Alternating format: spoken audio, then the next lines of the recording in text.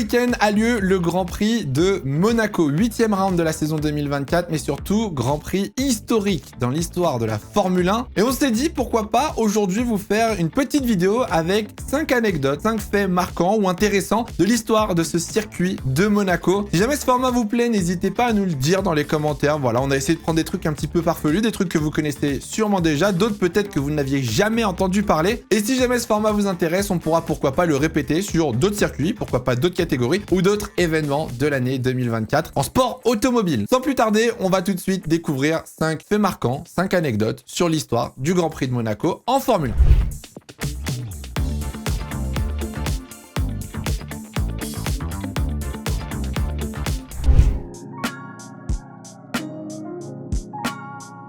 Première anecdote sur ce circuit de Monaco, il faut savoir déjà que c'est le circuit le plus court de la saison 2024. En effet, 3 km 337, c'est le circuit littéralement avec la plus petite distance lors du calendrier de la saison de Formule 1. De 1955 à 1971, le Grand Prix de Monaco était le circuit le plus court de l'histoire de la F1. Vous le savez sûrement, mais normalement, dans la règle, il faut réaliser 300 km de course lors d'un dimanche pour avoir un Grand Prix, et Monaco est l'une des rares exceptions, ou en tout cas la seule exception au calendrier. Ce dimanche, les pilotes effectueront 260,286 km de course à Monaco, et vous allez me dire mais pourquoi Monaco échappe à cette règle? Et bien tout simplement, si on faisait plus que les 78 tours de prévu pour dimanche, on aurait plus de 2 heures de course, et vous le savez peut-être, mais la F1 se limite à 2 heures de course par Grand Prix, donc il a fallu trouver une sorte de balance, d'équilibre entre les deux, et Monaco du coup est le seul Grand Prix de cette saison à pouvoir bénéficier d'un Grand Prix à moins de 300 km. 78 tours au programme, c'est pas le nombre record de tours qu'on ait pu avoir dans une course. Vous vous souvenez peut-être d'un certain circuit à Bahreïn pendant le Covid. L'Outer Track de Bahreïn, lui, possédait 87 tours. Le tour se faisait beaucoup plus vite, quasiment en 1 minute. Mais bon, Monaco est au calendrier, le circuit ayant le plus de tours en course aussi. Et vous vous doutez bien, au vu du circuit de Monaco, que c'est le circuit ayant la plus faible vitesse moyenne sur un tour. La pole position de Max Verstappen en 2023 avait une moyenne de 168 km/h. Bien évidemment, très peu de lignes droites, beaucoup de virages lents, et on rappelle quand même qu'on est en ville. Faut pas déconner, en ville, on respecte les limitations de vitesse.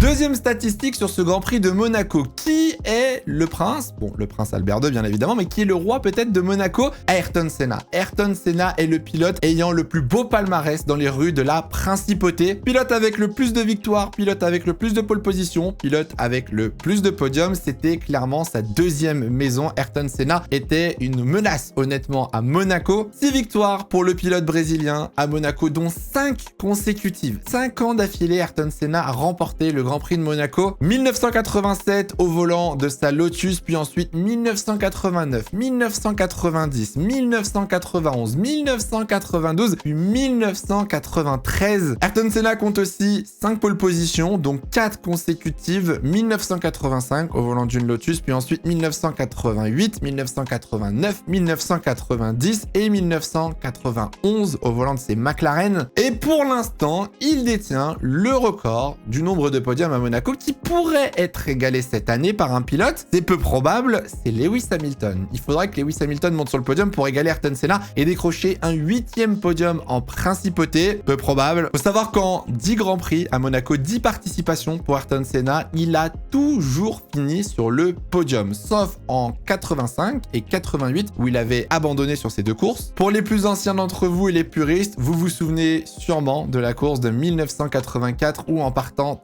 13e, Ayrton Senna était sur le point de remporter le Grand Prix de Monaco, qui avait été arrêté, interrompu à cause de la pluie. La victoire avait été attribuée à Alain Prost qui lui voulait arrêter le Grand Prix. Si vous ne connaissez pas ce Grand Prix, dites-le nous dans les commentaires et on se fera un plaisir de vous faire un épisode flashback sur ce GP historique de la carrière d'Ayrton Senna.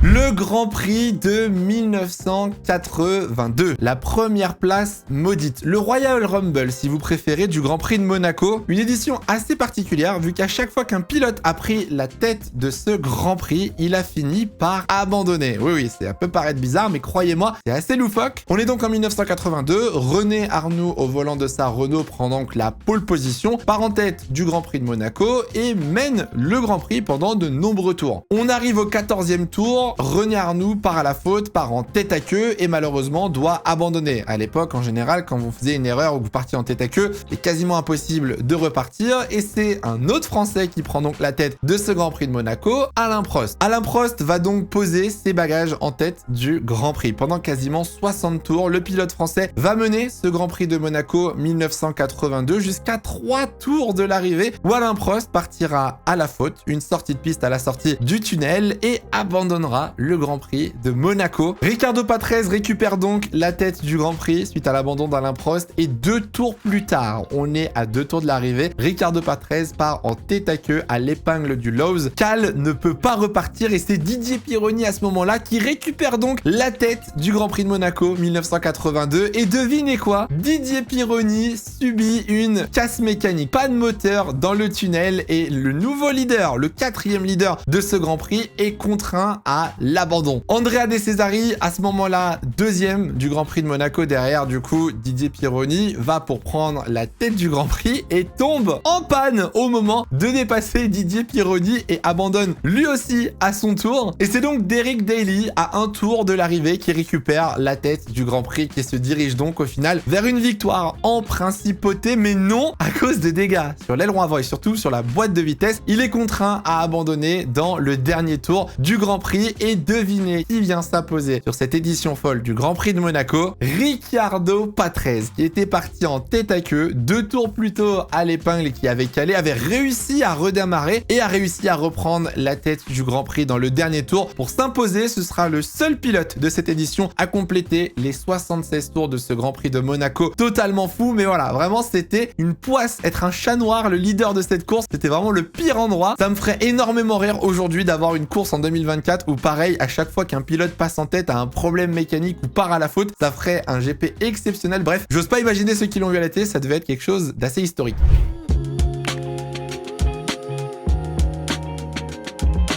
Quatrième anecdote, quatrième histoire sur ce Grand Prix de Monaco que vous connaissez sûrement. Si je vous dis une course sous la pluie, si je vous parle d'une victoire française et que je vous dis un chaos total à l'arrivée de ce Grand Prix de Monaco, bien évidemment, on parle du Grand Prix de Monaco 1996 et la victoire de Olivier Panis, pilote français. Michael Schumacher était en pole position ce jour-là en première ligne aux côtés de Damon Hill et juste devant Jean Alesi. La pluie s'abat sur la principauté de Monaco et retarde le départ. Départ décalé du coup, afin d'assurer la sécurité des pilotes. Andrea Montermini, qui était 22e sur la grille, donc là on parle vraiment du fond de la grille de l'époque, se crache pendant le warm-up et ne prendra pas part au Grand Prix de Monaco et dès le premier tour, c'est un carnage. 5 pilotes abandonnent directement dès le premier tour, dont Jos Verstappen, Rubens Barrichello et Michael Schumacher, qui partait en pole position. Ça annonce déjà la couleur du Grand Prix. Damon Hill prend donc la tête du Grand Prix de Monaco et après le 9e tour et l'abandon de Gerhard Berger sur un problème de boîte de vitesse, ils ne sont plus que 12 en course. Je rappelle, on est au 9e tour, il ne reste que 12 voitures. Largement en tête, Damon Hill roule clairement sur la concurrence et au 40e tour se fait brutalement stopper par son moteur. Coupure mécanique, panne mécanique qui empêche le pilote britannique de remporter le Grand Prix de Monaco et ce qui offre sur un plateau d'argent la première place à Jean Alesi qui se dirigeait peut-être vers une deuxième victoire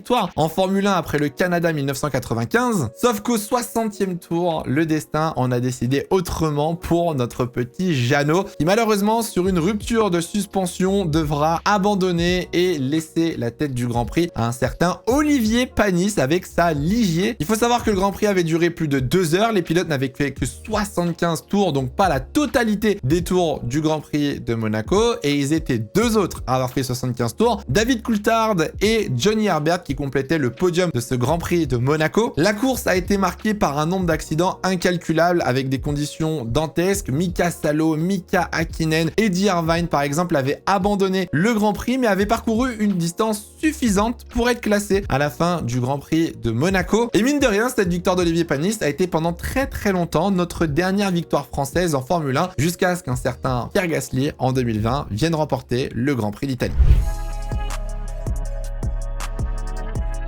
Dernier fait marquant, vous le connaissez sûrement, vous avez sûrement entendu parler, c'est le fameux diamant de Jaguar à Monaco. En 2004, l'écurie Jaguar décide de profiter du Grand Prix de Monaco pour célébrer un nouveau partenariat avec une marque de luxe, Steinmetz, et pour ce faire, quoi de mieux que de placer un diamant à 300 000 $ dans chacune des monoplaces qui parcourent les 78 tours du Grand Prix de Monaco. L'idée est stupide, on est d'accord, il n'y a aucun souci. Le diamant était de 59,6 carats, faisait la taille d'un bouton de chemise les gars, et il était placé dans le museau à l'avant de la monoplace. Et quand vous connaissez la probabilité de taper un mur, de casser un aileron à Monaco, je l'avoue, je ne comprends pas honnêtement l'idée de le mettre là, en tout cas dans la voiture. Alors pour le coup marketing est une vraie réussite, hein. Jaguar fait parler absolument de partout, tout le monde parle de cette écurie qui au final n'est pas exceptionnelle, ne se qualifie même pas dans le top 10 de la qualification pour le Grand Prix de Monaco. Bien évidemment, ce qui devait arriver arriva, les deux Jaguars se sont mis dans le rail, Christian Klein de son côté à l'épingle, Mark Webber lui au 11e tour est parti à la faute et a dû abandonner à son tour. Sauf que le problème, la voiture de Christian Klein est revenue sans ce fameux diamant. On rappelle quand même 59,6 carats, 300 000 $, la taille d'un bouton de chemise, le diamant a disparu. Bien évidemment, il y a eu une enquête pour retrouver ce diamant et il n'a jamais été retrouvé. Alors est-ce que le diamant avait été perdu dans une bouche d'égout? Est-ce que le diamant était resté bloqué dans le rail? Est-ce qu'un commissaire l'a récupéré? Est-ce qu'il a été réduit en miettes avec l'impact aussi? Avec le rail peut-être qui s'est tout simplement désintégré. En tout cas, cet accident reste probablement l'un des crashs les plus chers de l'histoire de la Formule 1. Et ce diamant, mine de rien, a disparu à tout jamais lors du Grand Prix de Monaco 2004. Voilà, je vous ai donné quelques petites anecdotes sur le Grand Prix de Monaco. Franchement, c'est des anecdotes prises à la volée. C'est quelques petits trucs assez cool, des statistiques sympas à ressortir peut-être en soirée avec des potes avant le Grand Prix de Monaco. N'hésitez pas dans les commentaires à nous dire ce que vous avez pensé de cette vidéo. N'hésitez pas aussi à rajouter peut-être des anecdotes que vous avez avec ce Grand Prix de Monaco, des statistiques, des faits marquants du Grand Prix qu'on pourrait peut-être relire un petit peu plus tard. Merci à tous d'avoir regardé cette vidéo, j'espère qu'elle vous a plu. En attendant, faites attention à vous et portez-vous bien, c'est le plus important. Ciao, ciao.